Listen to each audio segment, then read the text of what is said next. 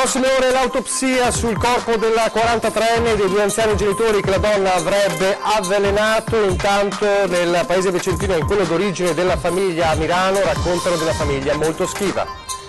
Ore decisive per le condizioni del 19enne promessa del nuoto ferito da un colpo di pistola a Roma, il timore dei medici, rischio paralisi degli arti inferiori, il papà dice chissà parli. Scontro totale tra Lega e Movimento 5 Stelle, l'accusa pesante ieri a Ring sul reddito di cittadinanza, vi pagate la campagna elettorale per le europee con i soldi pubblici. L'assessore regionale Donazzan chiede a Mattarella lo scioglimento dell'ANPI per le polemiche sulle foibe negate, intanto oggi Redland, il film su Norma Cossetto in 100 sale italiane. All'ospedale San Camillo di Roma ha effettuato con successo il primo intervento al mondo al cuore di un paziente affetto da progeria, il paziente è semibasso.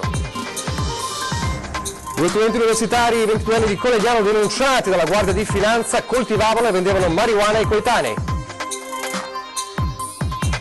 Un imprenditore vicentino ha deciso di congelare parte del suo patrimonio personale per donarlo ai suoi lavoratori, obiettivo incentivarli a fare figli e combattere la denatalità. Telespettatori di Antena 3, buongiorno, bentrovati. La prima edizione dei nostri telegiornali, dunque in primo piano andiamo a Milano perché è un paese sconvolto insieme ovviamente ad Asiago, quello di Milano, per la tragedia che si è consumata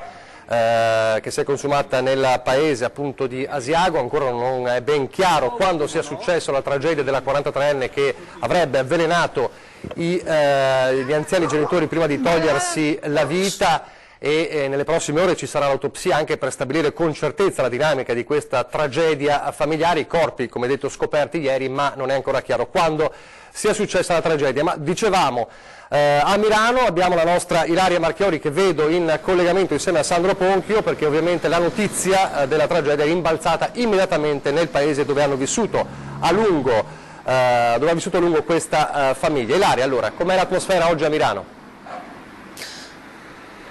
Sì, buongiorno Nicola, buongiorno a tutti i telespettatori. Ci troviamo qui in Via Dante a Milano, come hai appunto anticipato, la vedete alle mie spalle, quella era l'abitazione dove fino a circa un anno fa, ovvero fino allo scorso maggio, viveva la famiglia Marzaro. Perché dico viveva? Perché uso il passato, perché avevano deciso di venderla. Stiamo parlando del piano superiore, perché al piano inferiore abitavano altri inquilini, hanno deciso di venderla per andare a vivere definitivamente ad Asiago. Tra l'altro quasi nessuno sapeva di questa decisione, tantomeno il sindaco che abbiamo sentito poco fa, il sindaco di Milano Maria Rosa Pavanello. Il clima naturalmente non è certo dei migliori, soprattutto in questa via, in questa zona, perché nonostante fosse una famiglia che tutti definiscono molto silenziosa e molto sulle sue, tra vicini di casa ci si conosce. E proprio pochi minuti fa noi siamo riusciti a parlare con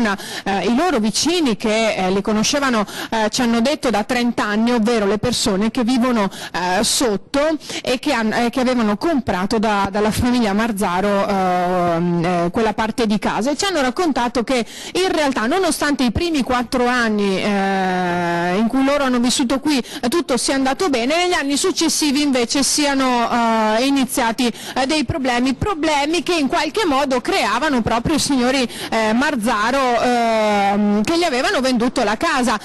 Si tratta di quelle che vengono definite un po' le scaramucce di condominio, però in realtà ci hanno raccontato che alla fine sono dovuti ricorrere anche a degli avvocati. La vicina di casa ci ha anche detto che aveva segnalato un po' una situazione anomala all'ospedale, perché secondo lei la figlia 43enne aveva dei problemi psicologici, però poi ci ha anche detto di non avere più saputo niente. Evidentemente hanno lasciato perdere, non se ne sono preoccupati, insomma, o probabilmente i vicini non ne sono stati a conoscenza. Abbiamo sentito anche il sindaco che ci ha detto di non conoscere, in realtà la famiglia aveva visto forse solo il papà, il signor Marzaro, poche volte, e ci ha anche detto che naturalmente ancora da decidere la data dei funerali, che con tutta probabilità si svolgeranno naturalmente qui a Milano.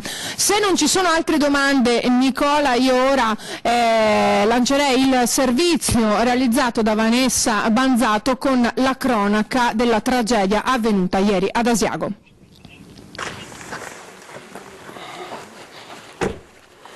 Nessun coro, nessun sentore di niente, erano tranquilli e Nulla che facesse presagire la tragedia avvenuta in questo appartamento di contrada Pennara ad Asiago, dove Italo Marzaro, 85 anni, Ubaldina Volpato di 83, originari del veneziano di Mirano, sono stati uccisi dalla figlia Silvia, 44enne, che si è tolta a sua volta la vita. Sui 3 corpi sarà effettuata l'autopsia, un dramma che nessuno riesce a spiegare. Ad Asiago la coppia di anziani coniugi si era trasferita da qualche mese, persone molto schive. basta. Non si fermavano tanto, no. Passo spesso e ho visto che camminavano loro 2, anche con la figlia una volta o 2 con la figlia, tranquilli. Non io salutavo, basta, non è che aveva amicizie. Passeggiavano insieme, raggiungevano il vicino centro per le commissioni, la figlia veniva a trovarli ogni tanto. Ma sereni, tranquilli, ma anche la figlia l'ho vista un paio di volte, ma non veniva su tanto lei qua. Ah, ok. Quella figlia che ha deciso di somministrare agli anziani genitori una potente dose di psicofarmaci. 2 sono morti nel sonno, nel loro letto. Silvia, dopo aver assunto lo stesso miscuglio letale, è spirata nel corridoio. A dare l'allarme un vicino che ha subito allertato il 112. Sotto shock la contrada Pennar, poche anime sconvolte e la mente non può non correre a un altro delitto avvenuto sempre sull'altopiano, l'omicidio cruento a Enego nel novembre 2005 degli anziani coniugi Miola, di cui ancora non è stato trovato un colpevole a distanza di 14 anni. Ecco, avete sentito dunque sotto shock la comunità di Asiago, ma sotto shock anche la comunità milanese. Ora non resta che attendere l'esito dell'autopsia per poi decidere la data dei funerali che, come abbiamo detto poco fa, con tutta probabilità si svolgeranno qui a Milano. Se non ci sono altre domande io restituisco la linea allo studio. Grazie Ilaria Marchiori e Sandro Ponchio. Adesso un altro dramma e le attese delle notizie da Roma, è il dramma del 19enne Manuel Bortuzzo, la promessa del nuoto, l'asso del nuoto trevigiano, ferito dal colpo di pistola, da quello sparo a Roma, un agguato per uno scambio di persona, mentre continuano le indagini della polizia per risalire ai responsabili. L'attesa, come dicevamo, del papà e della famiglia, lo sconforto ovviamente, perché il bollettino medico dice condizioni stabili, ma ancora nessun segno di ripresa degli arti inferiori, e quindi il timore è quello del rischio di una paralisi. Se qualcuno ha visto qualcosa o può dare delle informazioni utili alla polizia per identificare le persone che hanno sparato a mio figlio, ovviamente saranno ben accette. L'appello di un padre disperato a chiunque possa dare una mano. Franco Bortuzzo, nonostante le ore terribili di attesa che pesano come un macigno, è risoluto mentre chiede che vengano assicurati alla giustizia i responsabili, chi ha sparato a Manuel ferendolo gravemente. Forse qualche altro genitore che ha un figlio magari che può aver visto qualcosa, può capire cosa sto passando, può cercare di aiutare nelle indagini. Sono ore drammatiche per tutta la famiglia di Manuel Matteo Bortuzzo, il 19enne promessa del nuoto. In condizioni ancora critiche, Manuel è stato operato 3 volte dall'equipe di neurochirurgia al San Camillo. Non è una bella situazione, ecco, dico la verità. L'importante è portarlo in qua. Poi vediamo, insomma, quello che sarà. Affronteremo. La fiducia dei familiari è riposta senza indugio verso le forze dell'ordine, che lavorano in maniera serrata nella speranza di assicurare alla giustizia gli autori di questo brutale agguato. Di loro sinceramente non voglio sapere nulla, non è che in questo momento mi interessi, è solo per togliere via dalla strada queste persone che secondo me non hanno neanche diritto, cioè uno non può andare a mangiare un panino che viene preso di mira in questa maniera qua, ecco. Lei chiede giustizia? No, io chiedo la vita di mio figlio, che ritorni a camminare, che ritorni a casa, che stia tranquillo, che faccia quello che deve fare e basta. Se la giustizia avrà il suo corso, ci saranno persone che saranno all'altezza di farlo, e a me sinceramente non mi cambia la vita, deve cambiare la vita per la società, a me ormai la vita è già cambiata. Ci sono state delle polemiche sul ritardo dei soccorsi? Le polemiche purtroppo ci sono perché Roma è Roma. Roma è Roma, quindi si sa benissimo che una Croce Rossa prima che arrivi, bene o male, ci vuole parecchio tempo.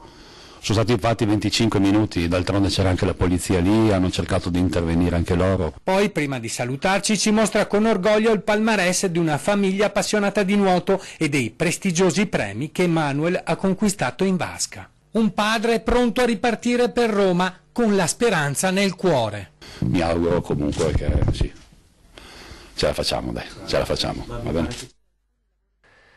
Un padre carico di speranza dunque, con un paese, Morgano, che trattiene il fiato per le condizioni del ragazzo, c'è tanta rabbia anche. La notizia in pochi minuti ha fatto il giro dei social. Manuel infatti è molto conosciuto. Classe 1999, gli esperti del nuoto lo avevano etichettato come promessa del mezzofondo italiano, tanto che da Treviso aveva raggiunto Ostia per allenarsi al centro federale del Polo Natorio, dove ha condiviso tante volte l'acqua con i campioni paltrinieri Detti e Acerenza. Una promessa del nuoto, ferito gravemente e senza pietà per colpa di una mano criminale. Una notizia che anche a Morgano ha creato molto sconcerto, a cominciare dal primo cittadino Daniele Rostirolla. Rimango sconcertato appunto per l'accaduto, per questo scenario da Far West, e mi spiace moltissimo per Manuel e per la sua famiglia. A Manuel innanzitutto auguro la pronta guarigione, mi auguro che torni presto a praticare lo sport che lui tanto ama, il nuoto, e la famiglia mi stringo appunto in solidarietà, esprimendo appunto a nome di tutta la comunità il nostro sostegno. Un atto criminoso che desta indignazione e profondo rammarico, ha sottolineato il sindaco.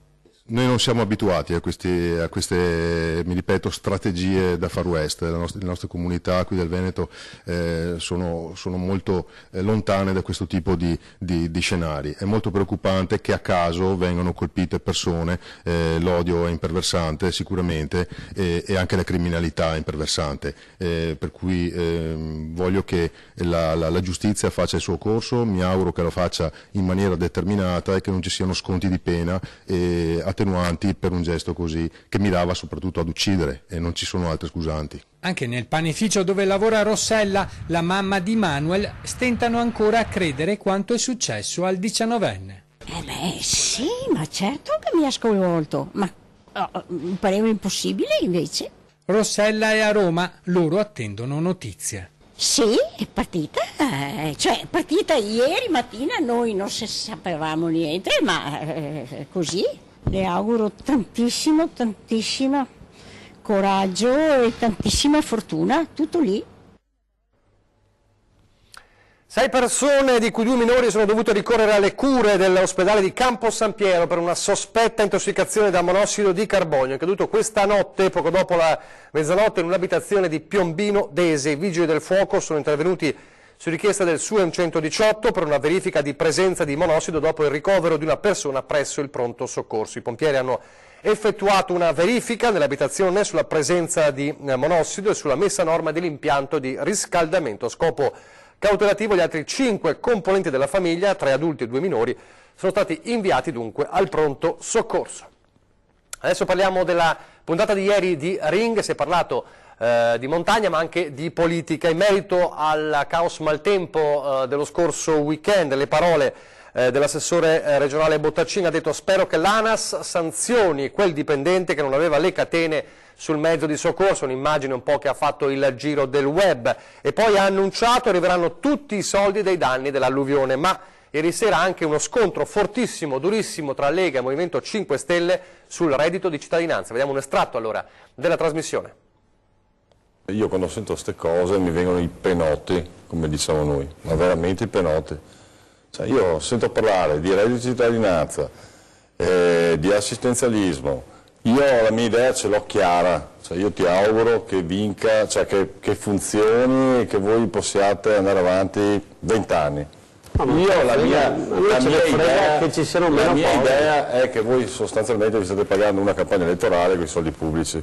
Questo è quello che penso io. Dopodiché, una bella accusa pesante. È un dato di fatto. Cioè, allora Zaia se la paga facendo la pedemontana, perché anche quella costa qualche miliardo. Allora, 12 miliardi. Là è un'infrastruttura che serve. Costa 12 miliardi per una strada che costa 2,5. Senti, allora, quello è, perdonami, a me interessava che venisse fatta la pedemontana. Voi non volevate farla. Cioè, a me interessa che vengano fatte le opere pubbliche, voi non le volete fare. Poi ci sono circa 2 miliardi e 2 miliardi e 700 milioni che stiamo trattando, abbiamo fatto una riunione anche venerdì pomeriggio, ma insomma ormai il criterio di riparto è stato definito, oggi il capo dipartimento della protezione civile ha proposto questo criterio di riparto condiviso al Presidente Conte e se non ci sono sorprese arriveranno tutti i soldi che devono arrivare, cioè quelli che avevamo detto fin dall'inizio. Abbiamo avuto 1 miliardo e 500 milioni di danni e noi siamo fiduciosi, assessore? Sì, 1 miliardo e 7. Fa lo sconto perché no, non faccio lo sconto al netto di quello che viene investito su altre partite. Arriveranno tutti e se non arrivano tutti arrivano quasi tutti al 99%.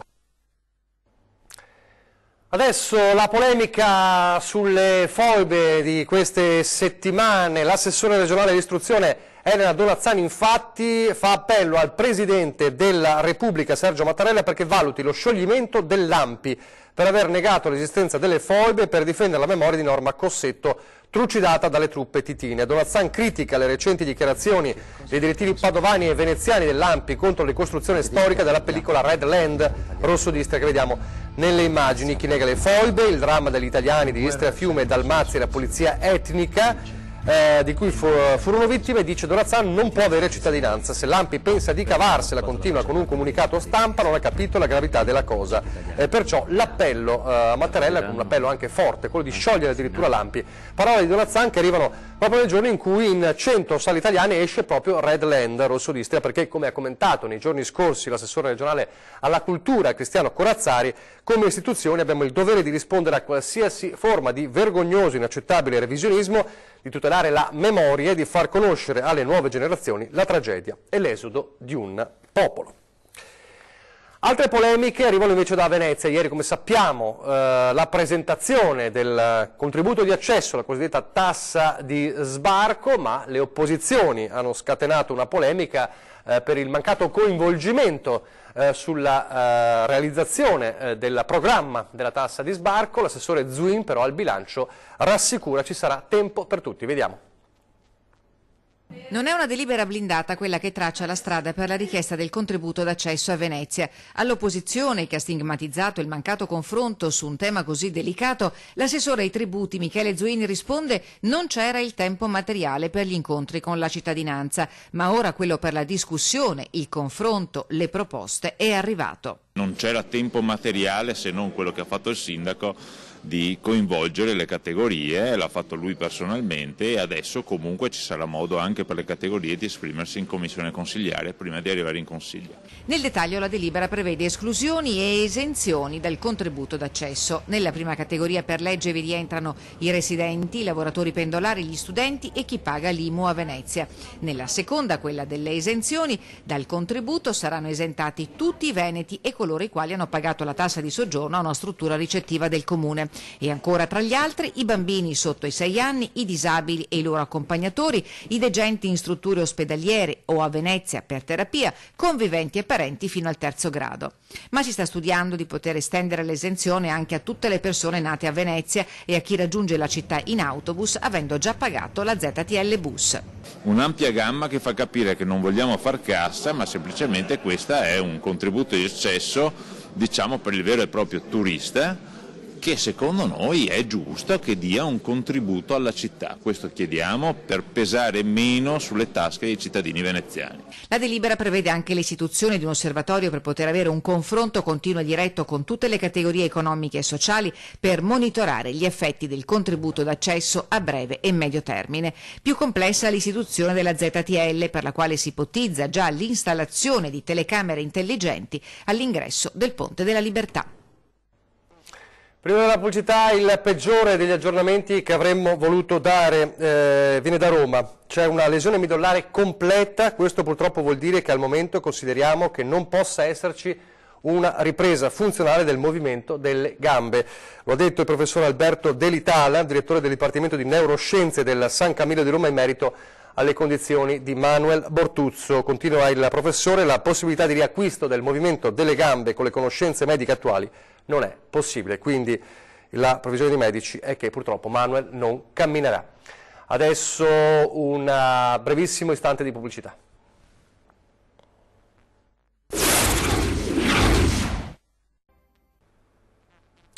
Eccoci in studio in diretta alla prima edizione del nostro telegiornale. Prima della pubblicità abbiamo parlato delle ultime notizie dall'ospedale San Camillo di Roma. Purtroppo la diagnosi dei medici sulle condizioni di Manuel Bortuzzo è che non potrà più camminare. Una notizia invece buona arriva dallo stesso ospedale, lo San Camillo di Roma, ed è stato il primo intervento al mondo, al cuore, su un paziente affetto da progeria, la rarissima sindrome che causa invecchiamento molto precoce. È andato tutto bene e il paziente è una vecchia conoscenza di noi veneti, il grande Sammy Basso. Sei l'Arcangelo Portiere? No, sei in terapia intensiva? Perfetto, allora sono vivo. Sono queste le prime parole pronunciate da Sammy Basso all'uscita dalla sala operatoria, a dimostrazione che non ha perso il suo proverbiale humor neppure all'indomani di un intervento chirurgico eseguito per la prima volta al mondo all'ospedale San Camillo di Roma. Sammy è il primo malato di progeria sottoposto ad un'operazione al cuore. Un intervento eseguito dall'equipe del professor Francesco Musemeci che tra i suoi rischi contemplava anche la possibile morte del paziente.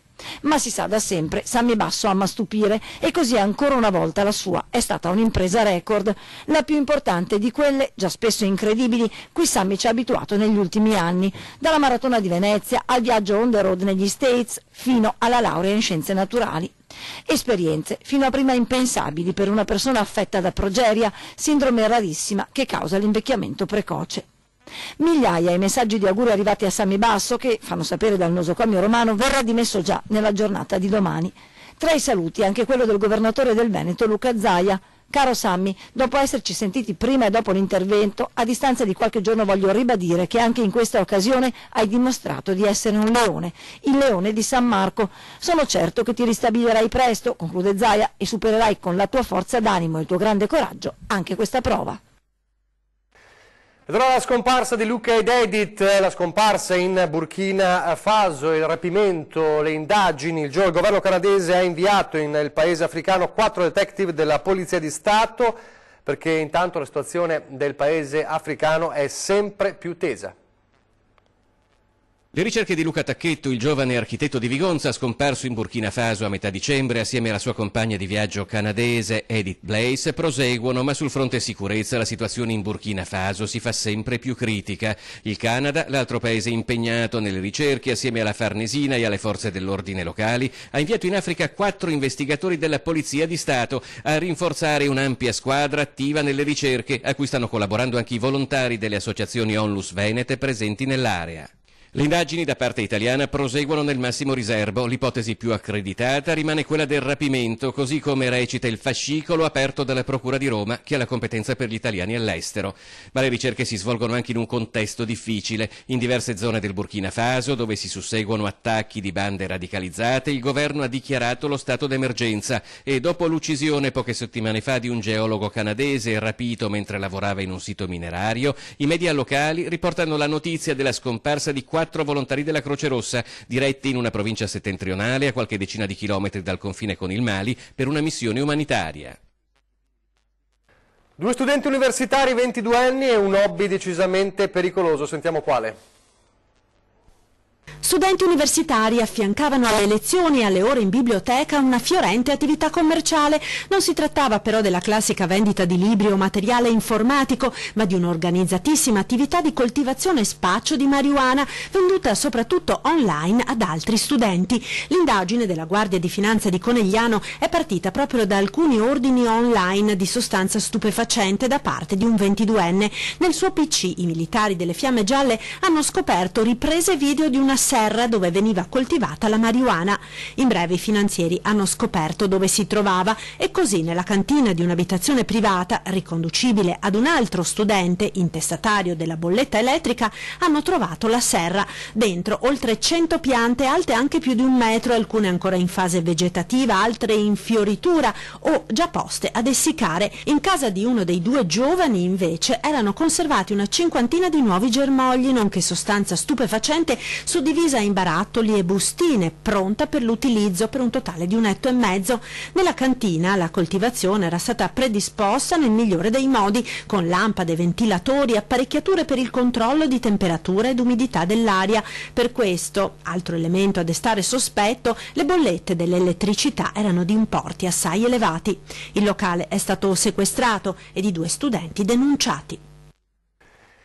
E poi nel Vicentino a Caltrano con una singolare iniziativa di welfare, chiamiamola così, promossa da un imprenditore.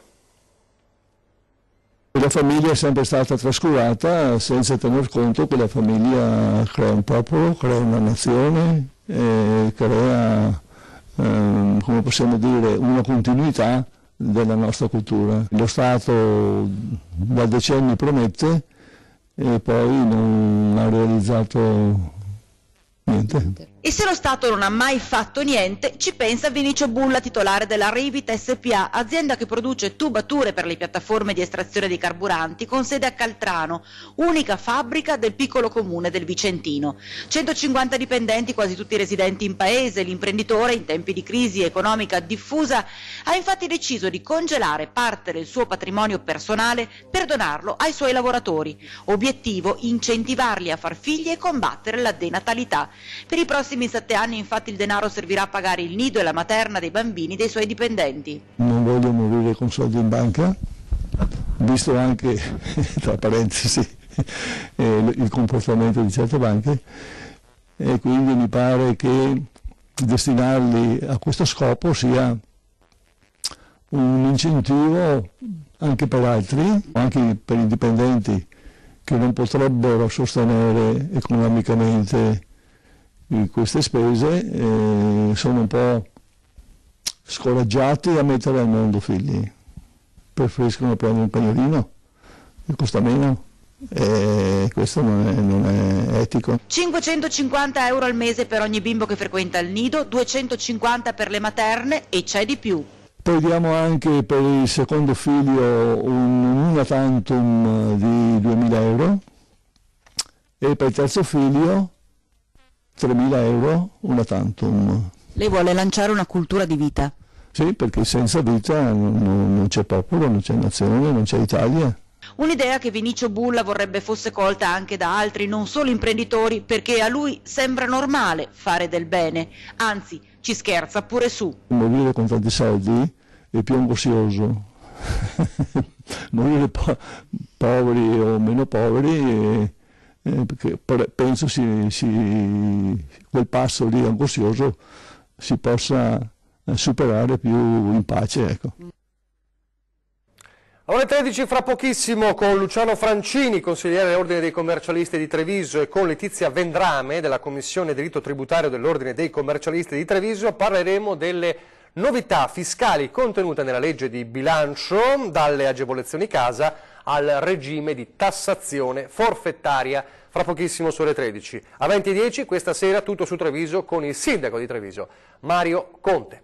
È davvero tutto, vi lascio alle previsioni del tempo, grazie per averci seguito e arrivederci.